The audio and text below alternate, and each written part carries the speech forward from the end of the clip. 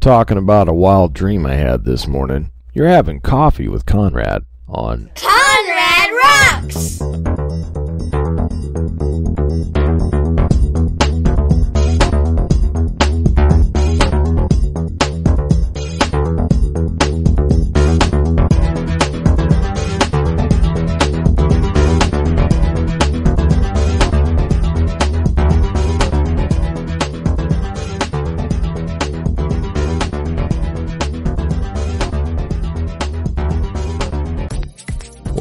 Welcome to another edition of Coffee with Conrad. This is Conrad from ConradRocks.net, bringing Jesus to your face. Today, I'm going to talk about a dream that I had. Very vivid. I just had it just recently, and it highly impacted me. In Job, somewhere it says, in the early morning hours, God will seal your ear with instruction. And it seems like the dreams that I remember do happen right before waking up. I used to do this trick long time ago because I've always been fascinated by dreams, even when I wasn't saved. It's just like, what is up with dreams? Do they have mass? Where are they? And I had a lot of crazy experiences in my dream life. And anyway, so I've always been fascinated. So one of the things that I would do is I had these little tricks that I would play. I would look at some text on a wall, read the text, turn my head, and this is while I'm awake. And then I would look back, and if the text was the same, I said, okay, I'm not dreaming. Because if you do that while you're dreaming, you get in the habit, and you'll do it while you're dreaming, and something, you'll go, oh, I'm dreaming. So that kind of helps you remember your dream. And another trick that I used to do is I would set my alarm 20 minutes ahead of time. So if I was getting up at 7 to get up, I would set my alarm at 6:40. And at 7, I would have two alarms. So at 6:40, I would wake up just enough to turn off the alarm and then go back to sleep. Now, the funny thing is, that's the dreams that you would remember. So I would somehow train myself to remember the dreams.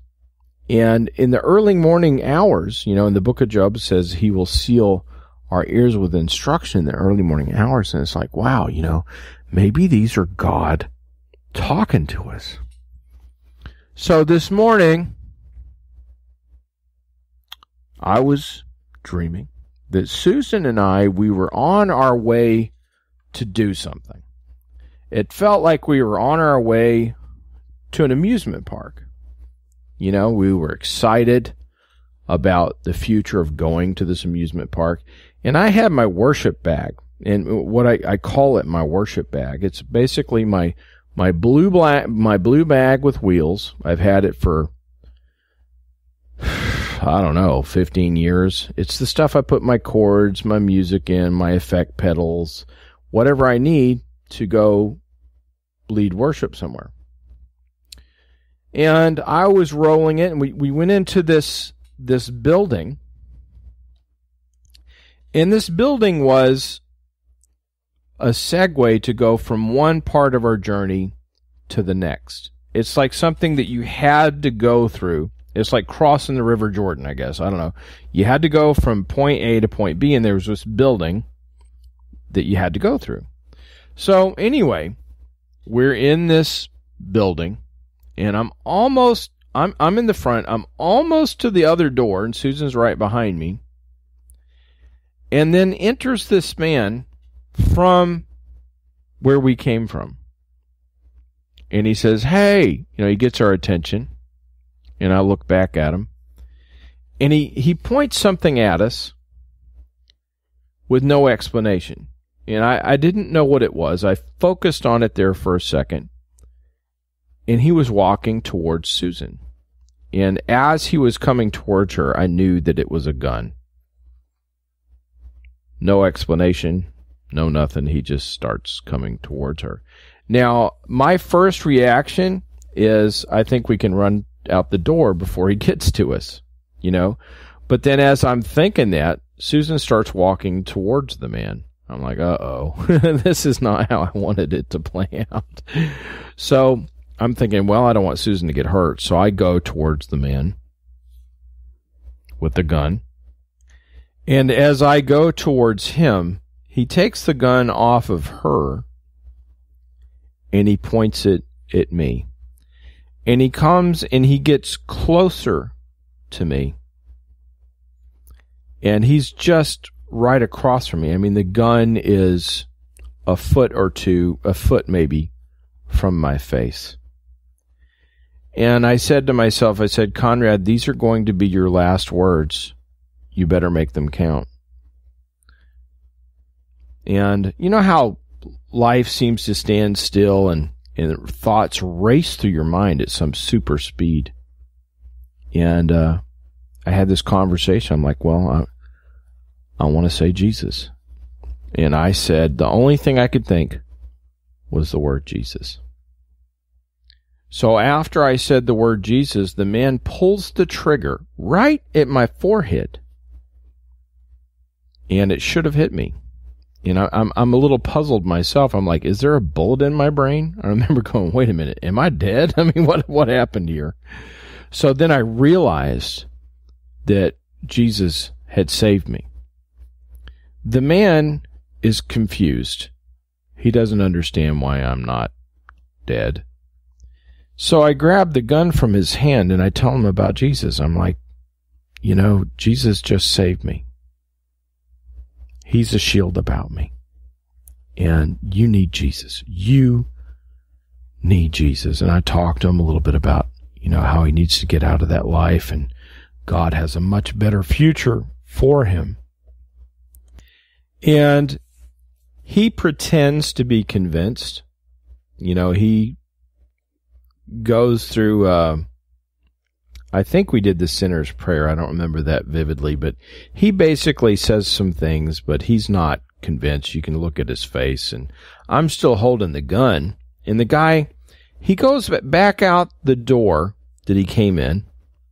You know, he wanted the gun. I'm like, I'm didn't say anything, but I didn't give it to him. So he leaves to the door from which he came. Now, Susan and I, we still don't leave the building. We're actually going, wow, Jesus just saved us from certain death. We're just excited about it. And the man, he comes back with some friends. And he comes back with another gun. And then he comes up to me again, and I still have his gun in my hand, but I don't raise it. It's just still in my hand. And he comes back, he points the gun to me. He's within, you know, just a few feet from me. And I said, you know, Jesus protects me. He protected me once. He'll do it again. So the man this time shoots me twice, shoots at me, right straight at me, and it didn't work. So at that point, I'm even more zealous in telling this man about Jesus. I said, look, man, Jesus saved me, and he can save you. You need to surrender your life to Jesus. That past life that you've been living is sending you to hell. You're going to have a future with Jesus. You need to surrender all to Jesus. He then looks serious,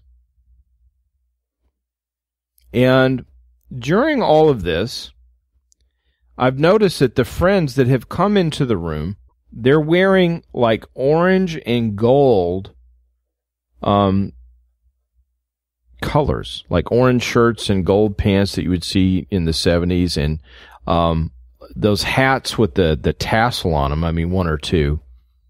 And I'm not sure what that's about.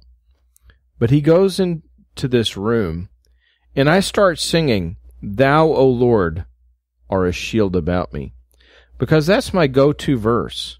I'm like, whenever I'm scared or something, I'll start singing, you know, "Thou, O Lord, are a shield about me. You're my glory. You're the lifter of my head. I'll sing that.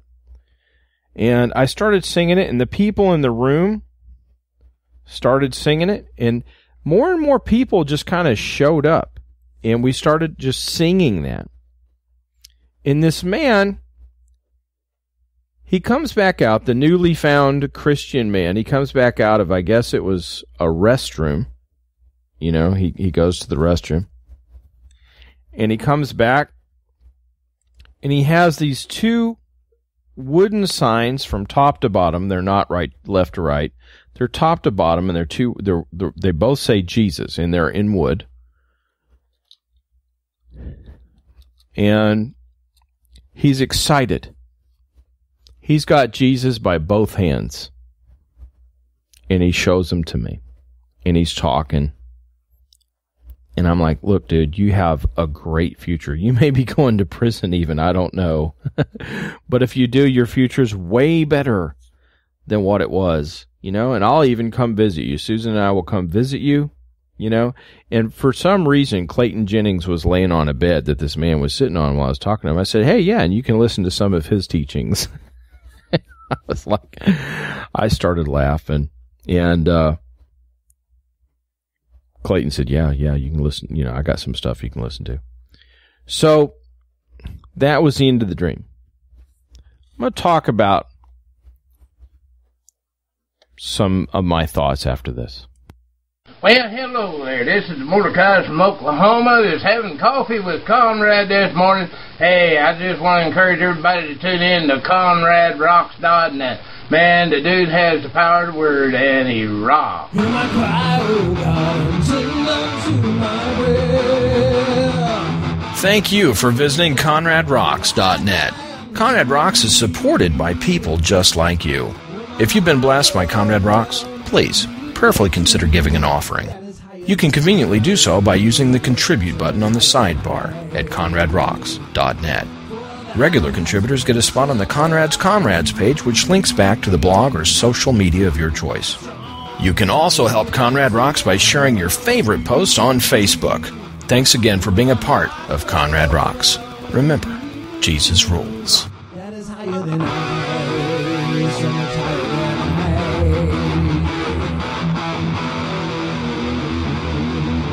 Jesus rules. It's the glory forever. Amen. Yours is the kingdom. Yours is the power. Yours is the glory forever. Amen. Welcome back. Now, this was a dream that highly impacted me, and I'm going to tell you why. Some of the dreams, and I don't necessarily think this is what we call a prophetic dream that reveals anything in the future, but I do think it reveals a little bit more about myself. Have you ever thought about what you do in a dream seems to be more in line with your true character? Like if you sin in your dream, I believe it means you have sin in your heart. And if you would do it, if you could get away with it, if you could get away with it, would you do it? Well, that reveals our true character. And this is just Conrad talking. I believe that verse, as a man thinks in his heart, so is he. Well, I think dreams reveal a lot about the heart. I will commune with my heart in the night seasons. So I'm thinking that, I'm communing with my heart, and God says, let us make man in our image. And I talk about this all the time. He's having an intrapersonal conversation with himself. Man's body, soul, and spirit. Well, the God's a Trinity. We're made in his image. So sometimes our head will be saying one thing, but our heart will be saying something else, and our deep down spirit will even be saying something else. So in our dreams, we learn a lot about ourselves. In some of the dreams that I've had in the past, demonic warfare dreams, okay, it's the kind of dreams that I'm pretty sure you've probably had. there's these people or monsters or bulls or animals, whatever, and it's coming after you, and you can't kill it. You can't run. You can't. It has some type of control over you. Well, I've had dreams where they're demonic dreams. They go in, and there is symbology. There's a lot of symbology in these dreams. However, they're wreaking havoc in your life, and you can't kill them. You can shoot them 50,000 times, and it doesn't work. And you're like, wow, this is awful. Well, what's cool about this dream is the tables were turned in a different way. Instead of me trying to kill the guy, which I'm now 50 years old, I'd say most of my dreams that are like this, I would try to attack the person. Well, I'm not sure if time permitted or the situation permitted in this dream, but what I liked about this one is he could not kill me. Normally I'm trying to kill the demons, and I'm like, oh, gee, bullets just don't work. We wrestle not with flesh and blood, but with principalities, powers, spiritual wickedness in high places.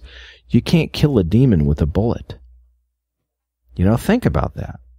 And a lot of people that we're wrestling with, you want to punch them in the face, but does that really change their mind? If there's a demon involved, they're still, punching them in the face, breaking their kneecaps, it's still not going to change them. Okay? Same thing with the Christian. Cutting off his head is not going to change him. He believes in Jesus. Spiritual warfare. Now, I believe the place that we were coming from was the world. We were coming from the world, going through this transitional building, and notice there was a bathroom there. The guy later goes to the bathroom. He was cleansing himself, sanctifying himself as he's making this decision. And Susan and I were going there, and I brought my worship bag, so I guess I'm on the way to heaven, and I'm all excited about it. Hey, yeah, we're going to heaven. And the building is a transitional decision place. It's like a way station. It's like a train station. It's an interim point of transit. Now, when this man shot me in the face and he decided to go back, well, he went back to the world. But he brought some more people with him. This event, this miracle of Jesus showing off, he went and got some people. And he came back. And he came back doubly hard. He shot me twice. Out of the mouths of 2 or 3 witnesses, every matter will be established. He was firmly convinced at that point that this Jesus stuff that I was saying was for real. And, I don't understand all the symbology or anything, but he went to the bathroom. That's a place where we get clean, right? We clean up. He made the decision. Then he cleaned himself up.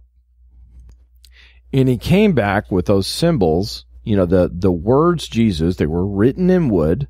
And it's like, I guess it's like a corn dog stick. He had something so he could hold it up. And the word Jesus was above his hands. And he was real excited about that. He had Jesus in each hand. I don't know what that means, but that was pretty awesome. And then we have that song, Thou, O Lord, are a shield about me.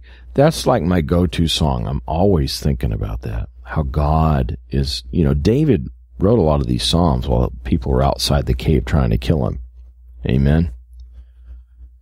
Something to think about. Anyway, I wanted to share that with you. If you have any thoughts or comments on this dream, feel free to comment wherever you find this podcast. God bless you. Till we meet again, dig deeper, go higher. Hi, this is John from John Shaba House. This is the Kid Renegade Redeemed with Forever Redeemed Ministries. This is Amy from Amy Daily. This is Tiffany White with Hey Ministries. This is Dan the Coffee Man. Christine White, I'm a stander for the Lord. This is Glenda Linkus from wingsofprophecy.com. Jill Dyson from Angel Street Ministry. Sisters Take Up Ministry for Women. This is Marianne Sansom from Google+. This is Charles Michael from France. HolyRestorationMinistries.org. Jackie Smith from the Intentional Christianpreneur podcast. This is Janet with Overcoming Abuse God's Way. Spreading-joy.org. This is Gerald Thomas in New Hebron, Mississippi. This is Mordecai from Oklahoma. This is Vicki at Michael's House of New Beginnings. This is Stephen Barrett from Holy Fire, Japan. We are having coffee with Conrad. Conrad Rockstar.